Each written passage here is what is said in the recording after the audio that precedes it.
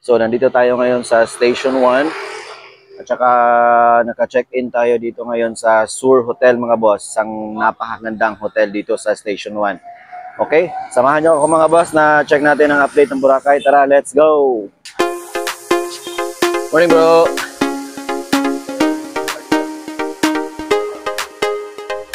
Morning. Morning ma'am.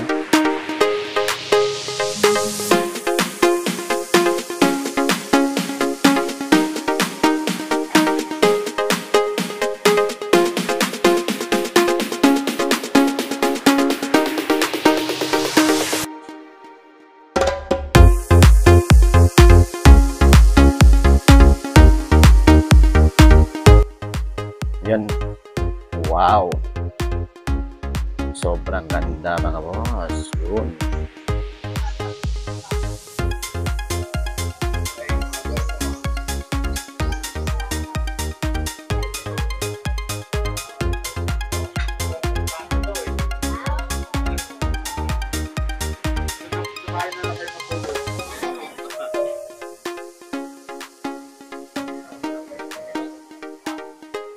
Yun, what's up? Ay grabe, sobrang ganda ng weather mga boss. Perte nga chupa.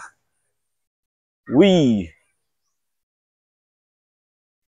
Wow, wow, wee. Amazing, sobrang linis, amazing.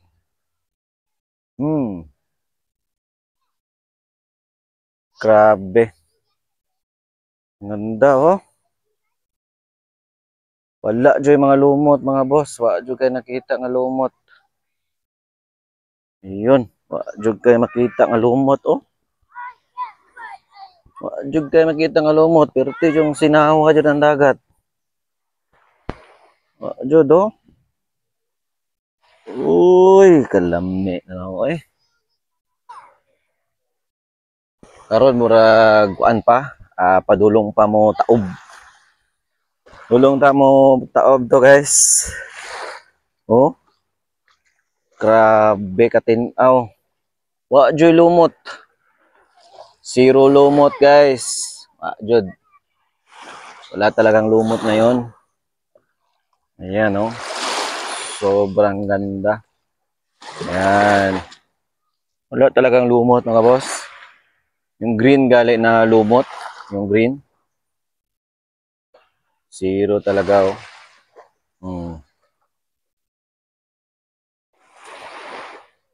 Yun.